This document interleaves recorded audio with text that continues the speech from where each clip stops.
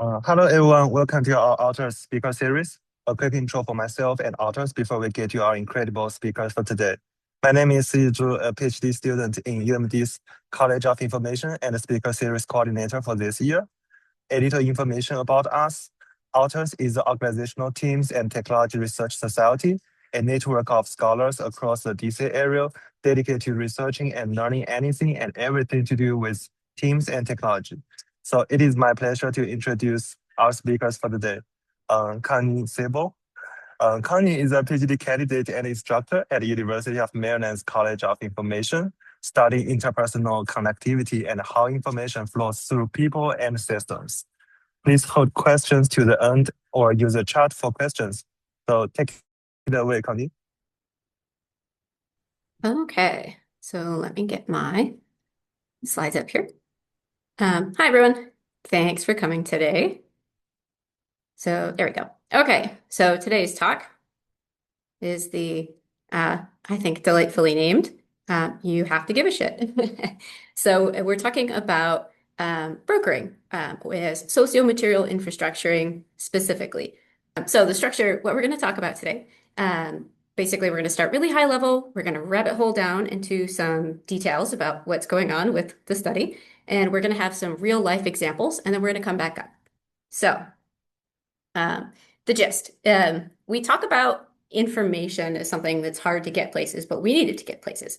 So teams and organizations need information to flow for the purpose of innovation, cohesion, smooth workflow processes, all kinds of stuff. But information is hard to find, and it's hard to move it where it needs to go at the time it needs to be there. So this is kind of like this stage. We have all this information, we need it, it's not where it should be, it's a jungle. So why is it an issue if we have stuff like Google? Well, information can be in unfamiliar places that we've never heard of. It can be in unfamiliar shapes that we don't think to look for. It can be in unfamiliar terms that we don't recognize, like someone else has done something, but we don't know that it's an analogical match for what we're doing. So how do we know what we need? How do we know if something could work? And who do we go to when we're totally lost? So I want you to think for a minute. Who do you go to when you need to know something? Because they'll know or they'll know who knows, and they're going to get you there warmly. Just think of that person, because that person is who we're talking about today, and what they're doing is what we're talking about today. Because probably we're going to go to a person. So usually we go to someone when we're stuck, especially in a work or an organizational setting or like a team, and it's likely a teammate, because asking a boss or a subordinate may have that sort of affective barrier because we want to seem competent. So it's probably someone who just kind of knows stuff and they're safe. So it's also probably not the super technical subject matter expert who might be too busy doing something else. But it probably is someone who's not going to make you feel bad asking for help. And that's the really important part. It's easy to go and do it. So there's not like the barrier to entry to having it happen. So what do? We ask them. And it's usually not a big thing. It's just like a casual ask. It's a quick email. Maybe we wander to their office. Maybe we send them a Teams message. And then that person will hopefully move us to what we need, or they'll move what we need to us. So it's like magic. We go and we go ask them, hey, what's this? Do you know this? And they either just know, or they know who knows, and suddenly we're unstuck, or we're on our way to becoming unstuck. So, but a lot of the time when we go to them, they might not actually necessarily know the thing. Chances are they get the inquiry from us, and they do a lot of quick mental mapping of their resources, both people and like written knowledge, and then they come up with some sort of lead, if not the answer itself.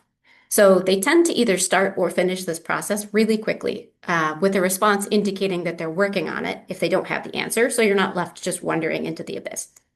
And they were probably friendly while they did it, and that's nice, right?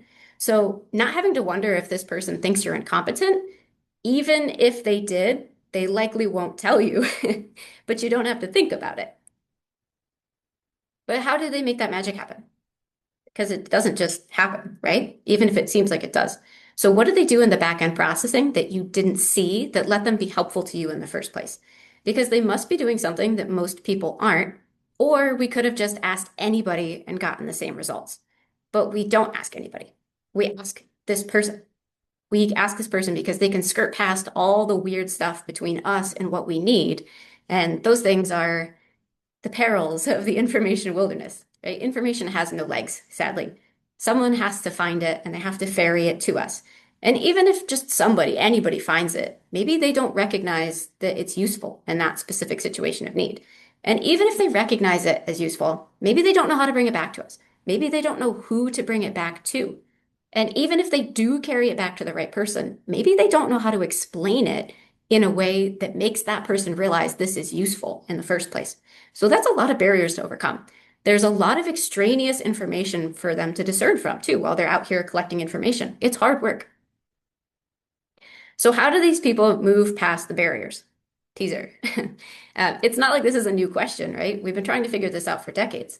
So naturally, the research community has done a lot of poking to try to figure it out. They've made a bunch of models. So again, as people say, all models are wrong, but some are useful. So we're going to look at some that give us a pretty decent high-level conceptualization of what researchers think is going on. We're not going to go into them in detail, though, because that's not the point. So boring slides for potentially boring topics. So this first model shows concentric circles of informational, relational, and systems functions that brokers perform. It's pretty good. It's called the K-spectrum. It's useful because it shows the different areas in the process that broker might occupy, and it does include the relational aspect of the helping people make sense that many models don't. But it doesn't really get into what that looks like or how the relational piece facilitates the rest of it. In fact, it has the relational piece stopping at the second level, when really, when you talk to the people who are doing this, that's the most important part that undergirds all the rest. And it also doesn't recognize that in many cases, the systems are the people. There's other ones too that are helpful and tantalizing, but shallow in detail. And there's references for these at the end if you're curious about them. So these models and frameworks all touch on important facets about what's going on in the land of invisible labor, like empathizing and self-monitoring, which is when you're meta-aware, like you're watching them, watching you, watching them, and mediation and mentoring. But it still remains pretty decontextualized. There's not a whole lot of what that looks like in these models. But that's because they're models. They're sort of meant to be that high. And it's fairly well accepted that someone needs empathy to be willing to address so many people's questions and that they'd be good communicators or people wouldn't go to them in the first place. And that bears out across the research, including this study. But what does this mean in the workplace if you're trying to find or support the people who are helpful like this? What does it actually look like when it's happening? And how do you get a boss to see a good listener as part of a valuable skills package like this? And honestly, what does improvement skills even mean? I couldn't figure that out with Googling. And again, they're still useful. They're still good starting points. Brokers are linking and negotiating. They are teachers and mentors. But the details remain opaque and the world is messy. And as it turns out, it's opaque because that's sort of necessary. That's a finding that we can talk about later, but not the point today. So part of the reason it has remained not so clear, haha, hold please. We thought this was going to happen when we tested.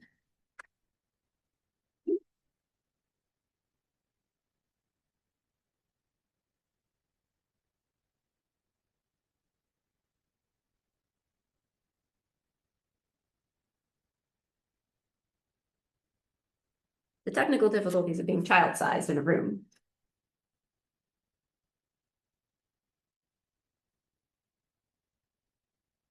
Ugh. And I'll bet you 5 cents that'll happen once more.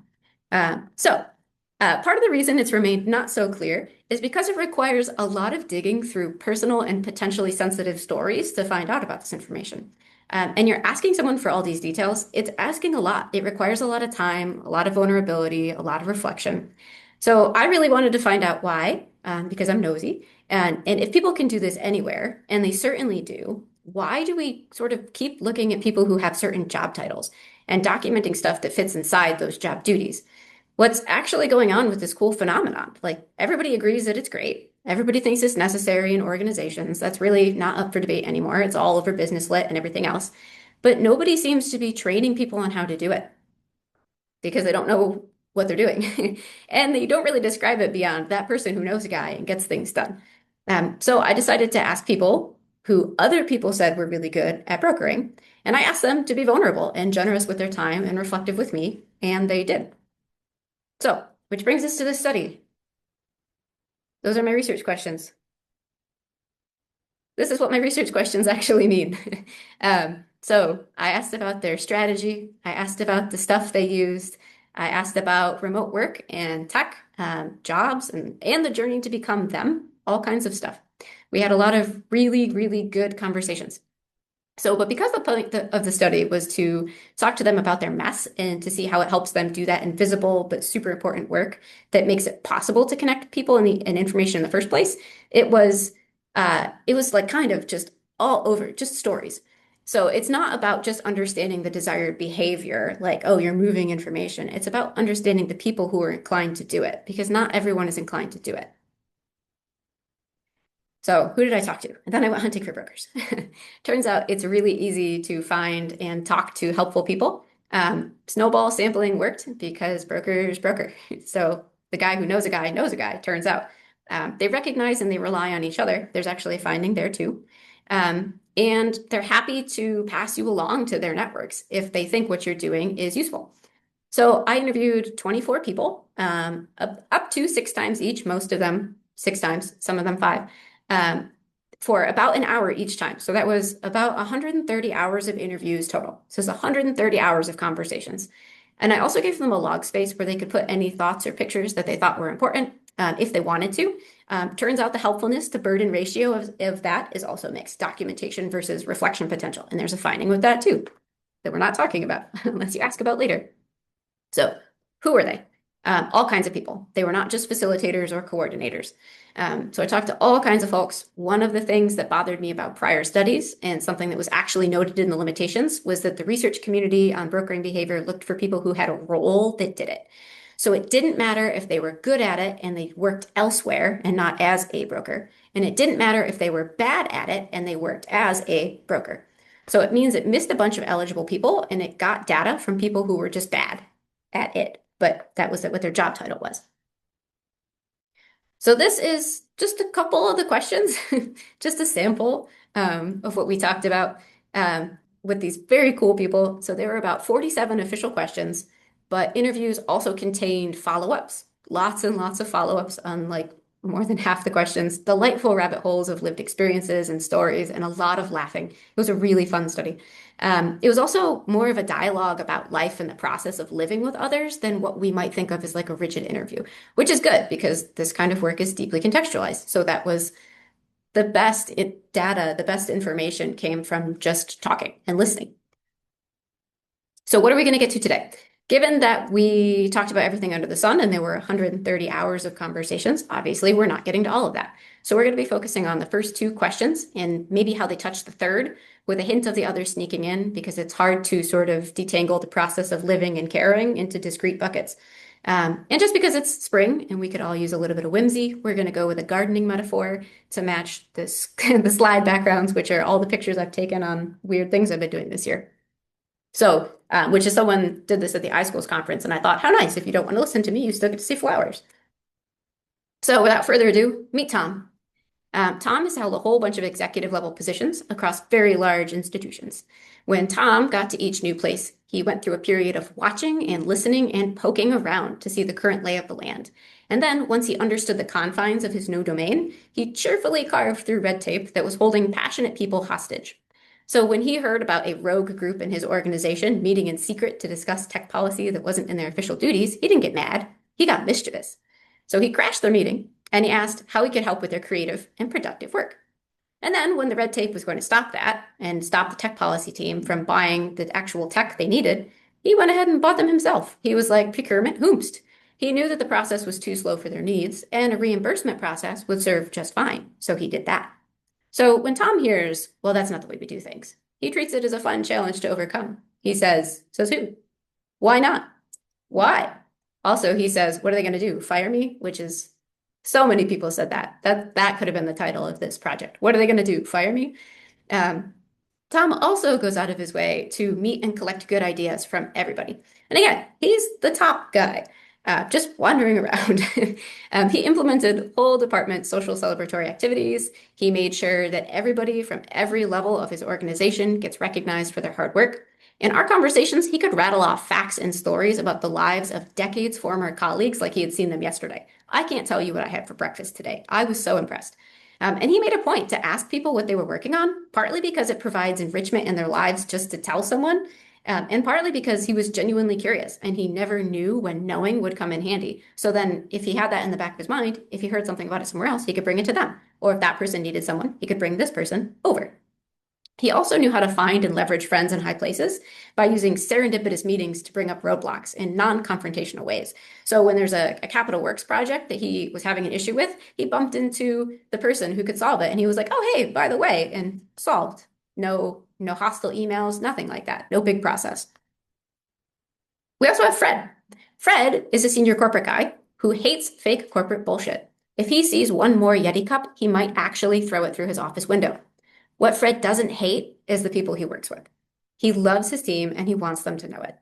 His door is always open, even for problems that aren't his to solve, and it pays in dividends when he ends up helping to fix long-term process problems, which have had cost thousands of dollars just by being willing to listen to someone and follow up on their concern. And this is someone who's 2 or 3 degrees of separation away from his team and his domain.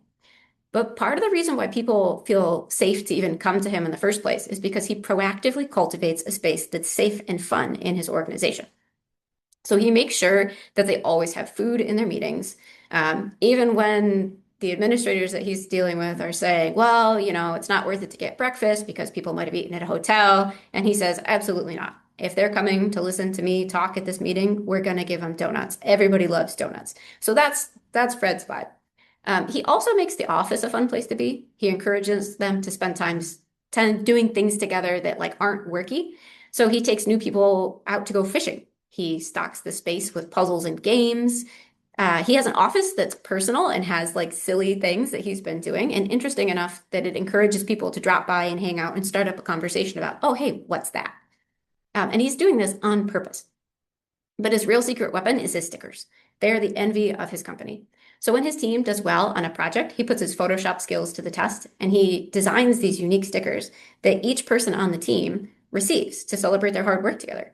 And even when things don't go as planned, he's not saying, no stickers for you this year. They still go over together, like they do a postmortem. What happened? What can we do better next time? And they don't play the blame game because that could fracture group cohesion. So Fred thrives as a leader in his organization because he makes it a priority to tend his garden and to know what each part of it needs to thrive. So when he comes across something new, he already knows the space well enough to have a pretty good idea of where that new thing should fit. And then we have Wendy. So once upon a time, Wendy had a garden cultivated into perfection. Her whole team ran like a well-oiled machine, a really thriving workplace. And then they got a new boss. So in the golden age of gardening, Wendy could focus her efforts on beautification, just like Fred could, making sure everybody was on the same page, scheduling lunches together to foster team cohesion, making sure lines of communication stayed open and cordial, or else. But with the new boss, she quickly realized that she needed to shift efforts into mitigating the spread of someone who wasn't interested in that careful tending that got them there in the first place. So meetings became strategic battles that she prepared people on both sides for.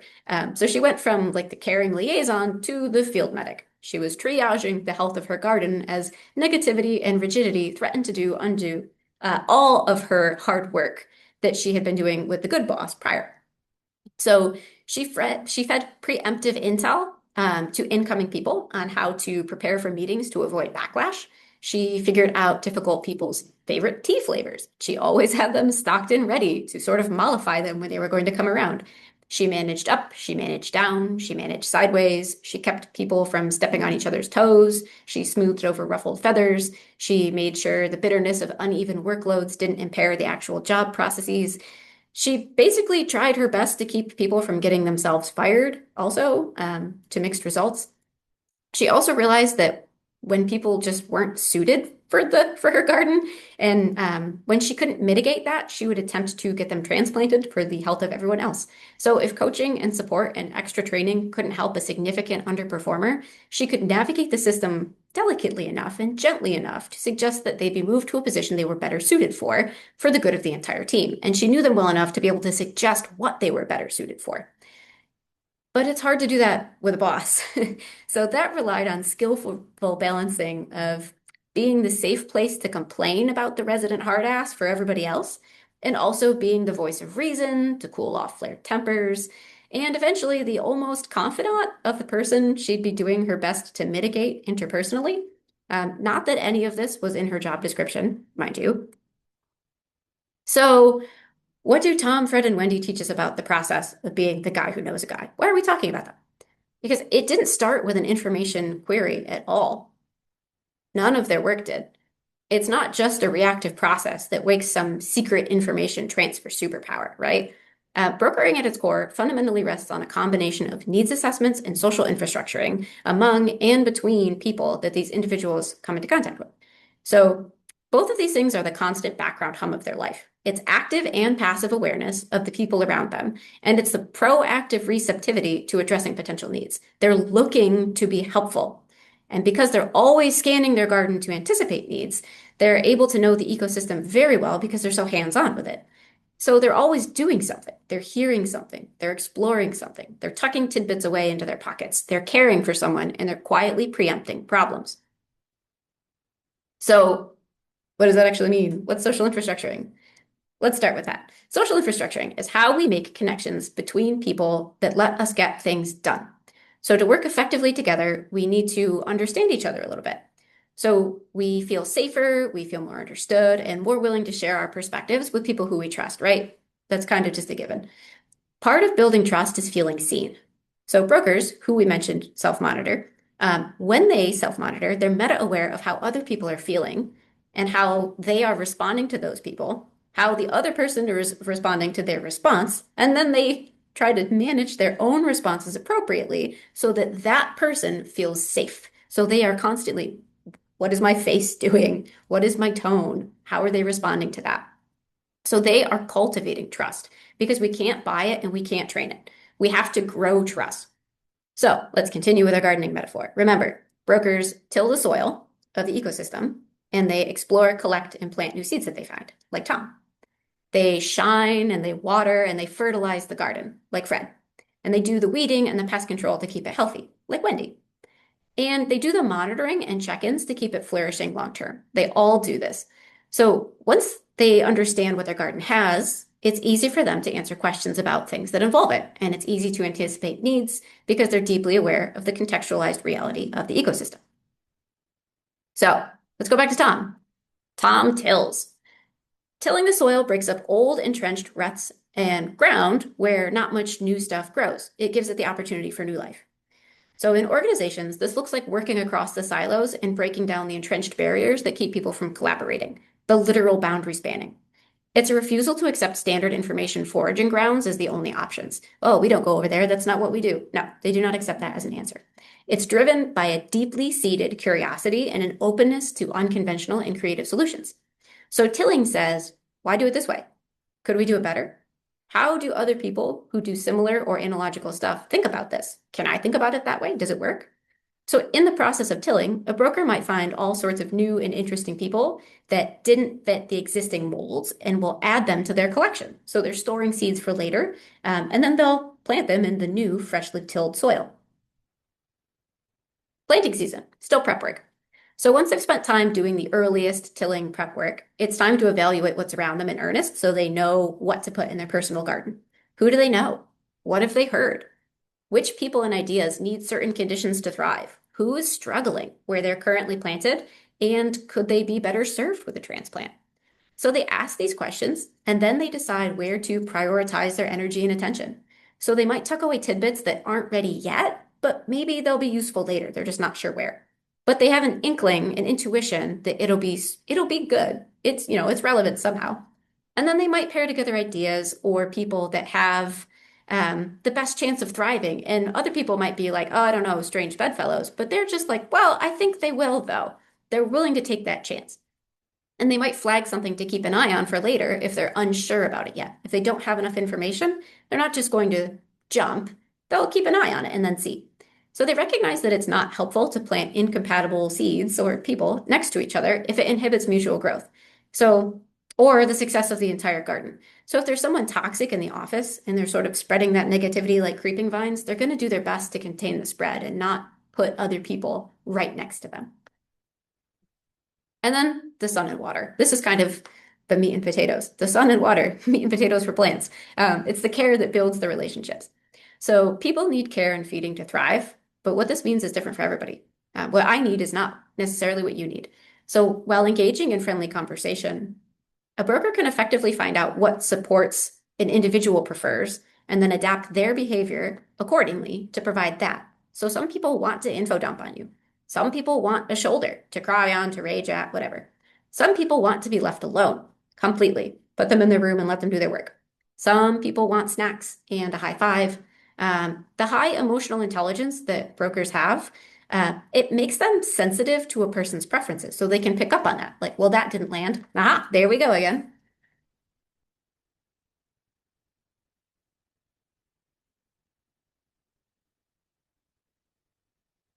This is why I don't have enough vitamin D. Okay, so they can tell if something doesn't land and then adjust next time, so they don't waste their efforts. So either way, it's a process of learning what each individual needs, and it's the accretion of social capital, which most of us call friendship, right? Friendship is the accretion of social capital. So they do this with a lot of material things. So Fred's puzzles, the stickers, the food at the meetings, the open door policies are all ways that he attends to the continual nourishment of the ecosystem around him. Tom and Wendy both do this too. So they're attentive to the needs of the people around them. And they utilized food and tokens of appreciation and spontaneous co-presence to bookend the care and feeding process. They all get to know people early and often as holistically as they can so that they know the appropriate moves in any given situation, whether for seed collecting or weeding or just nurturing. So again, weeding and pest control. Like Wendy shows, gardens are not all sunshine and roses. Some people and networks can act in antisocial ways. I'm sure we've all seen this. And they require brokers to take measures to counteract that sort of creep of negativity. So disinformation or antisocial behaviors can affect an entire network, but the position of the broker as the trusted knowledge source gives them the ability to limit the impact of someone they deem a problem because they can gatekeep.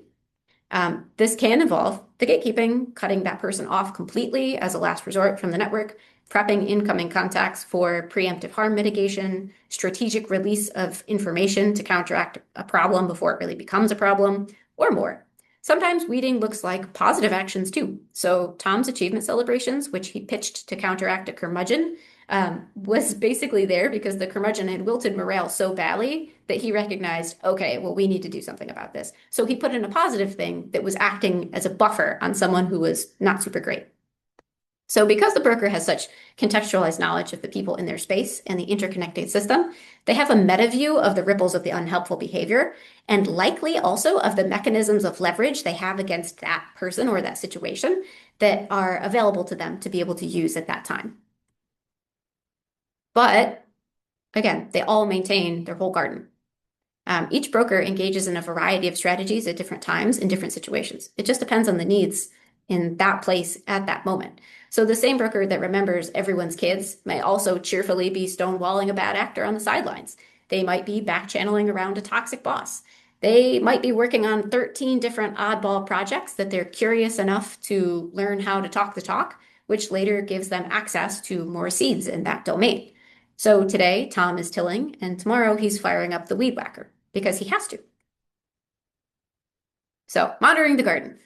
Avoid astroturf. None of this happens overnight. It takes a long time to cultivate things, right? With a garden, at least a season. So once a healthy garden is established, the broker needs to keep an eye on it at all times.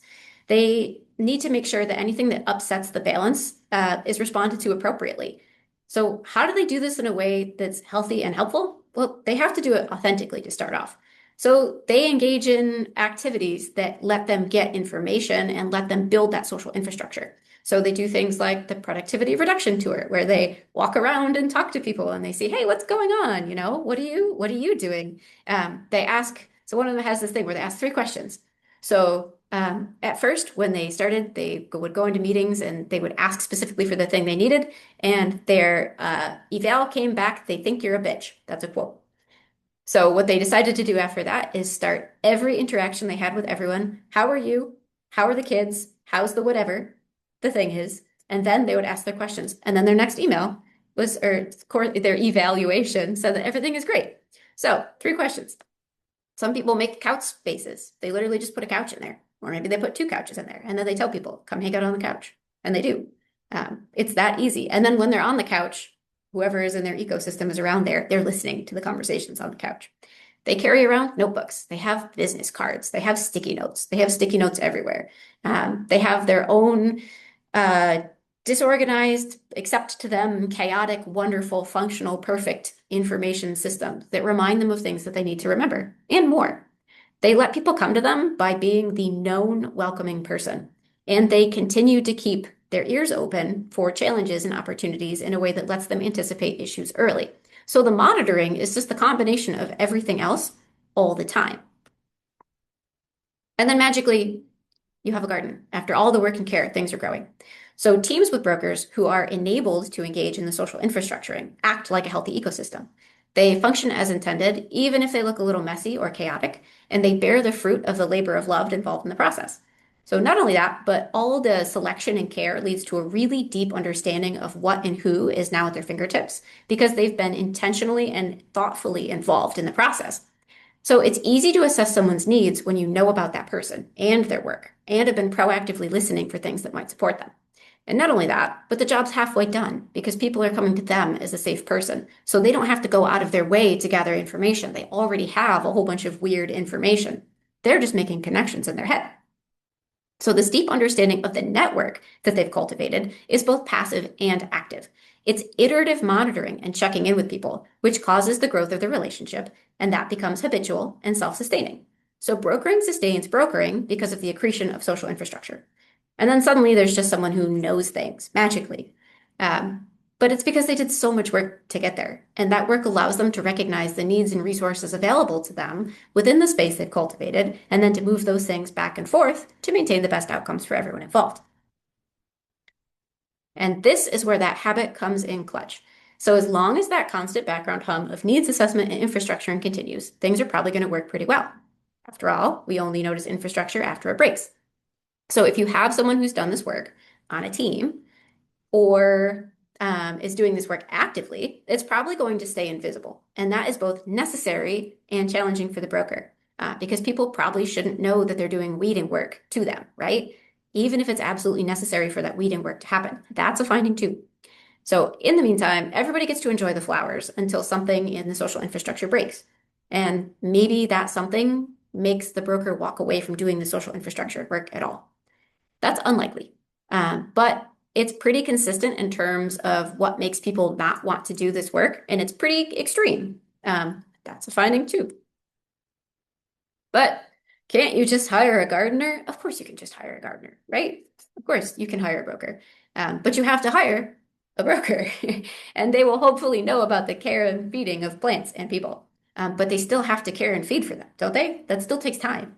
So it's still going to take them time to learn the new garden, the new people. And any organization that hires someone on explicitly to broker should expect to have considerable time built in for that social infrastructuring process to occur before there are real results. You can't just drop someone in and expect them to know what's happening.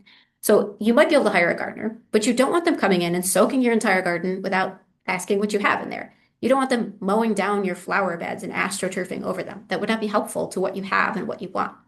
So you can't hire instant trust and understanding. It requires cultivation. So no matter what, you still have the time. Mandatory slide. Gee, this whole giving a shit thing sounds inefficient. Can't we just get AI to do it? No. This is a finding that could have its own talk. Maybe someday it will have its own talk. Short answer, no. You cannot just get AI to do this. Why not?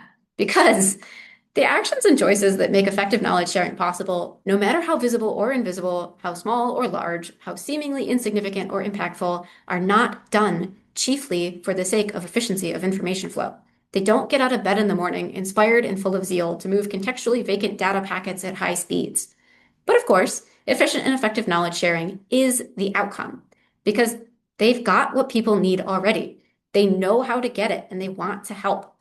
People need a whole bunch of things, and a broker will provide for those things as best they can. It just so happens that information is something that's pretty easy for them to get a hold of since they already know what's growing in their networks. In fact, one of my favorite things about this study, most of them really don't like the term broker because it's so clinical and icky. And it is. That was just my entry point into the literature. So I've been like inoculated against how icky it is. But every time I think about it, I'm like, yeah, kinda, yeah. But it's also the shortest syllables I've got. So, but information doesn't flow because there's some sort of super optimized system of productivity obsessed people that zoom things around. That's not how this works. It flows because people are curious about the world around them and they care enough about it to engage in long-term processes that involve being thoughtful in situations that are messy and silly and inefficient and all sorts of other chaotic and fluid things that are involved in teamwork. So they'll bring tidbits to other people like a magpie with their latest shiny treasure. Look at this cool thing I found. It reminded me of you. Here. That's what brokering is. So here's a teaser of RQ2. Why do they do it? Because they give a shit. They're good at helping their teams and the people in their lives because that's how they see the whole process, as helping. These are helping tasks that take helping skills. They see people deserving help and support, even when they're annoying, even when they don't necessarily like these people, because that's the way that they think people should be with each other. It goes beyond empathy and straight into compassion. So they don't just want to feel your pain, they want to help you get rid of the thing that's causing you pain. So there's an active recognition of their own agency in the situation. They observe it, they empathize with it, and then they recognize, I can do something about this. And that moves them into compassionate interactions where they will attempt to change the situation. So yes, this applies to weeding too. Preempting problems before they start, isolating antisocial or toxic behaviors. That's an act of compassion for the people around them who deal with the consequences if that wasn't handled. This doesn't mean that they remove all the barriers though. They will very often leave in moments of like positive friction. So when people have an issue and it's something beneficial for them to learn to do themselves, they're not going to continue to gloss over something for that person indefinitely because that's not the kind of thing that's kind to do for the ecosystem long term. They have that meta-aware systems perspective that's looking several moves ahead to like it sort of considers what's the impact of their own actions and other people's actions on the group if they do any of these things. So why should you give a shit? Why did you just listen to me for 42 minutes minus technical difficulties? Because you want them in your organization, right? Or everything falls to pieces. But giving a shit is not very glamorous or visible. How many KPIs can you mark down about mollifying a miserable person with tea? How about talking down the new employee who's choking on their imposter syndrome? This work is hard to evaluate, especially in a metrics-driven system. And so many of our systems are metrics-driven. The sheer time and mental energy it takes puts the people who do it in an actively detrimental position in their career if they're being evaluated in a way that's strictly quantitatively. If a broker's boss doesn't get it and they micromanage them or they keep them on a short leash, they literally cannot function. They can't do this work like that without space and psychological safety. That's another fun finding. So if we want to support them, then the way that we handle their evaluations has to stay away from KPIs that demand directly linked results. You can't very well measure a problem that didn't happen because this person saw the interpersonal car crash coming and quietly averted it. You also can't measure how important it is that a client stayed on because that broker point of contact makes them feel so personally welcomed when they ask about their family, when they recommend something offhand to help with an unrelated issue that has nothing to do with their job, or that they always go the extra mile, or they take the time to chat at the beginning and end of every meeting, or that they have a sense of humor. Those are intangible. And intangible things are the bread and butter or the sun and water of this process.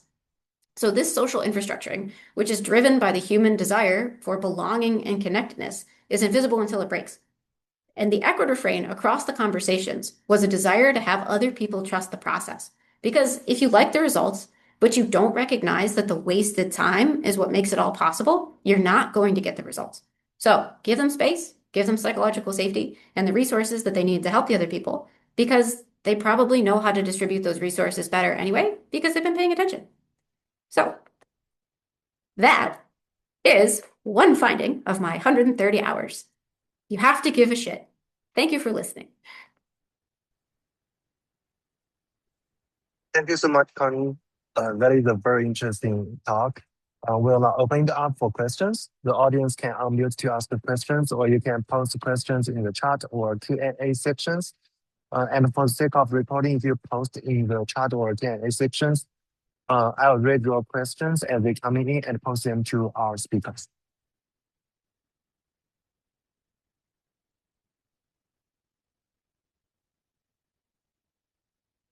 There's a question. How did you determine who were gardeners?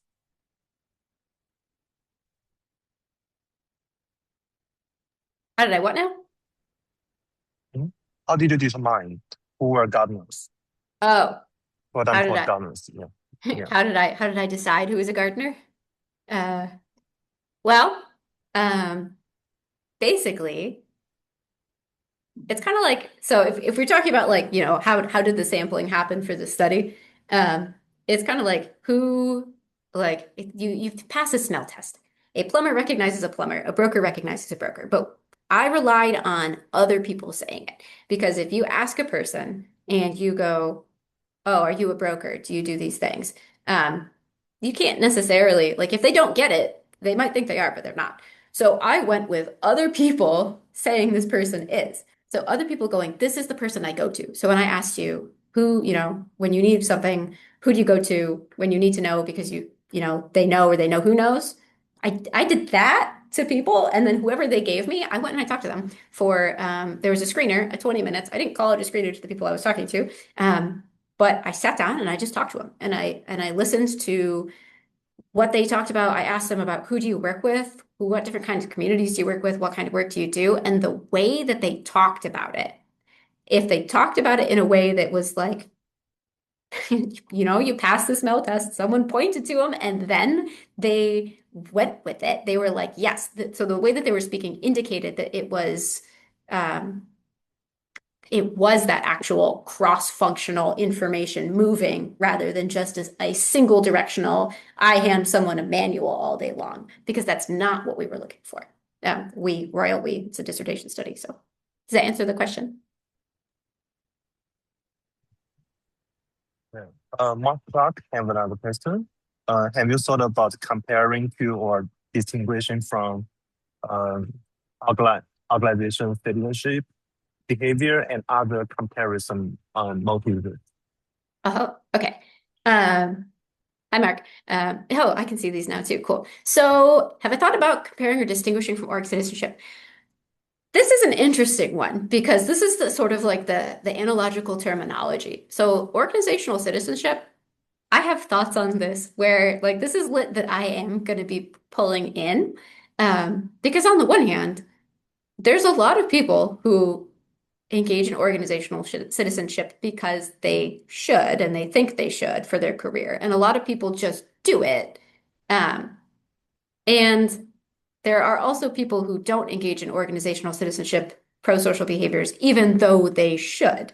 And so those people, I say, generally lack compassion. So it's kind of like it goes into it. But yes, I actually have thought about that because that's stuff that I want to talk about. Like what do we call this in other places? What do we call similar looking things?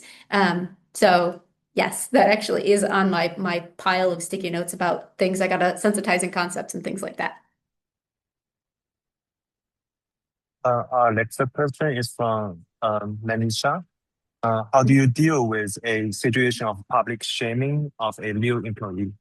How do you deal with it? Oh God. So public shaming of a new employee is literally like the opposite of this. So actually, fun fact. So one of the people that I what like the one of the brokers I was talking to talks about how to sort of preempt that work is that you engage in social modeling. So when someone is coming in and there's like a team that's disgruntled about someone coming in, you engage like you're training people like dogs. This is how we're going to do it. We are going to put out this bowl of candy. We are going to say, we are so glad to see you. We are so happy that you work here. We are glad, basically taking that sort of pro-social and the orientation and just modeling it over and over and over and shutting down any sort of public shaming in that situation. Like, no, this is not how we deal with this as an organization. No, we don't do that. Kind of honestly, like you're correcting young children.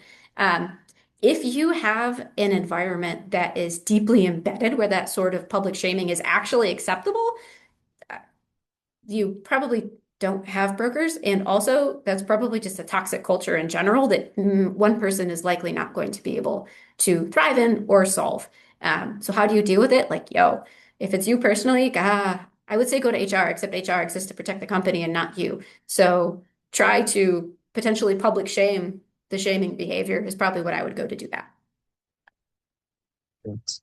Um, the next question from Stanley, Philip Tompkins.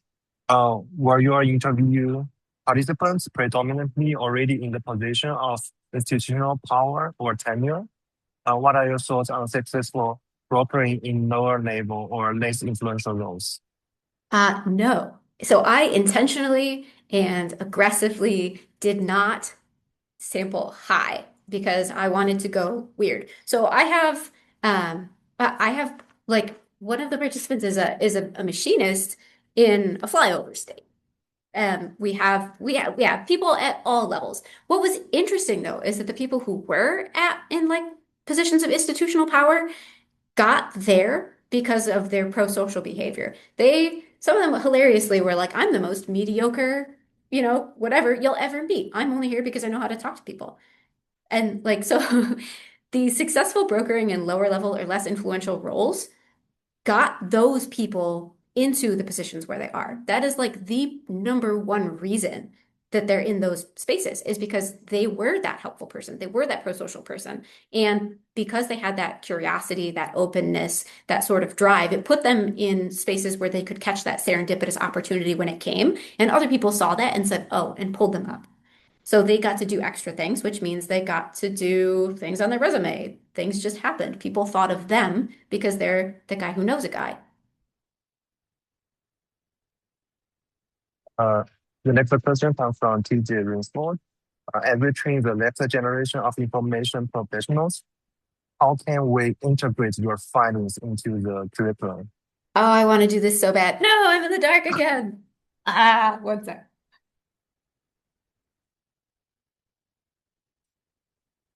I need a booster seat. That's what I need. So this thing can recognize my flailing. Okay, so I want to build a course like this. I would love to do experiential learning broker training because you totally can train this. Like if you can socially model. So one of the interesting findings is that brokers literally train people in their network to become positive nodes. And that most of the people who did this got their two routes, either some sort of not necessarily trauma, but not so great early relation, have to monitor other people's emotions and states masking route, or saw somebody else in their life do this social modeling route, like their parents were really good at it. So those two things both indicate you can learn to do it, which means you can train people how to do it. So one of the things I actually do in one of my classes as an extra credit activity is empathy and UI UX design. So I tell them, you're going to go out and when you see somebody having a problem, you are going to look at what the issue is. You're going to analyze it. You're going to do a needs assessment. And for extra credit, you're going to step in and help them. So you're going to explain to me what the problem was and how you fit yourself in and solve, where you recognize your own agency, your resources, and you made a needs match. And then if you can't solve it, but you tried, you saw it, I want you to tell me if you weren't there, what sort of thing, what sort of tool, what sort of UI, whatever, thing could you have made, could you think that could exist in the world that you could build that would help that person? Take you out, what can broker for you? That kind of situation. Or what can just help for you?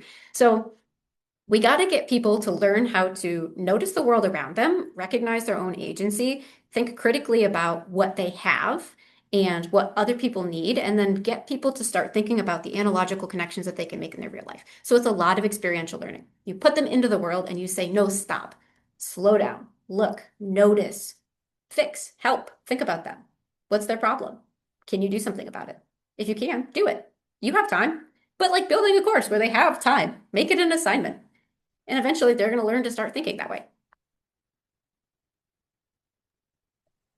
David is asking like, um, is there Myers-Briggs profiles for broker, like MBTI profiles for broker? Profiles for them? A Yeah, Myers-Briggs profile for them. yeah. Oh, okay. So what's really funny is some people talked about the the profile for, where they are in Myers-Briggs. What can I say? I can say that the majority of them are introverts. I can say, like the vast majority of them. Some of them make the joke, I'm an introvert that plays an extrovert on TV. Some of them are like, I learned to be an extrovert because being an introvert was killing me. But they're still an introvert. They're like an extrovert that goes home and hides later. So what's really interesting beyond Myers-Briggs, I later in the study I got to talking with people about the DISC, the DISC thing, and everybody who knew theirs was an I. So if they knew it, they were an I. If they didn't know it, I look at them and I go, oh, you're probably an I. But who knows? So like, DISC and Myers-Briggs are like astrology for business majors sort of thing. So, there's mixed science on the efficacy and accuracy of that stuff. But there were a lot of like clear commonalities about where people told me that they fell in those. But the through lines were like introvert and um, curious, just really curious. Really, if you go for like the openness, agreeableness sort of thing too, they're all very open and they're all very agreeable as well. See, Anton has a question like, did any of those you interviewed serve as an excellent broker in some areas or within some networks, but had blind spots or other limitations in other areas?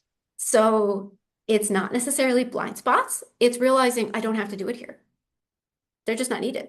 So because if you think about it, it's so much effort to do this, so much effort. So that they would be like, okay, yeah, like I'm going to do it here because this is where I'm needed. But at PTA, Barb is doing that, Like I don't need to do that. Patty's got it down. And so they can be like, I'm cool. So one person called themselves a support paratrooper, where they will parachute in if they have to, do what needs to be done. But in that area, they are not the person. They are not the pillar human or anything like that.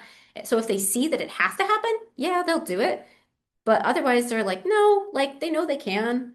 They know enough about the area that they know that they could rapidly skill into it. They could rapidly learn if they had to because they already have the sort of groundwork, but it's their not their immediate concern right now. So because we all do only have limited. Oh, that was actually the other really, really big finding. An individual broker cannot scale. Can't do it. That just went black. I got 5 minutes before I black out again here. So yeah, super cannot scale, and that's why the limitation is essentially time. Next question from Manisha. How do you work with a long-term employee promoted to be a manager position? Manager is supported as a person, has been in the organization for a long time. However, the manager does not have the management experience, such as providing clear instruction. In such a situation, should the new employee leave the organization? Should the new employee leave the organization? Well, I feel like with the new employee, that's definitely like a personal thing. Like, what are the pros and cons? What are the other situations? Managers aren't forever. Does the new employee love the job? There's so many. This is such like a deeply contextualized issue. Um, a long-term employee promoted to a manager position. Some people can't manage. Broker that's all about a management role because you're managing people around you and you're managing processes, even if you're not a manager, right? So people who are not managers on paper can still manage. So if you really want to stay, or if the new employee really wants to stay in that organization, find someone who is managing. Because if the manager is not managing, chances are someone is going to slide in there and fill that ecosystem. So if you want to be there, find out who's doing it and then hook yourself into that network. Um, Otherwise, you got to balance the pros and cons of leaving. In this market, I don't know. I wouldn't immediately say, oh no, yikes. Yeah. There are many of our audience is very interested in like what other findings you have, like other than the things you mentioned during your talk. Do you want to share? Oh, so many. Oh goodness, my findings. Okay. So yeah. So the big ones, I mean, the social infrastructuring is the big one.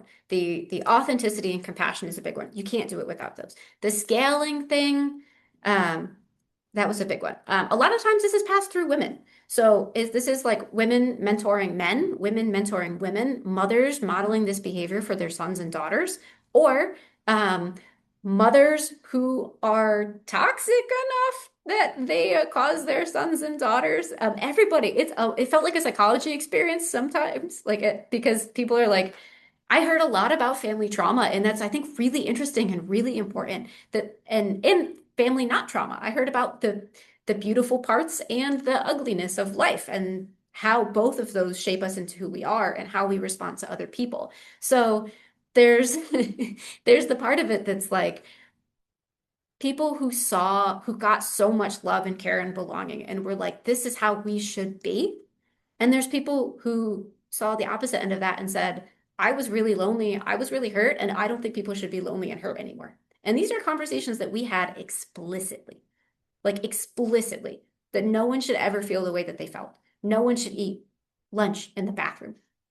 No one should be alone at a table in a crowded room. No one should have to constantly monitor someone else's behaviors in a workforce, at home, whatever. So these were like deeply personal stories that people told. I thought that was actually a really big thing, is that it is so not about the technical ability to do stuff, and it is absolutely about the inclination to do it. And they're inclined to do it because they give a shit.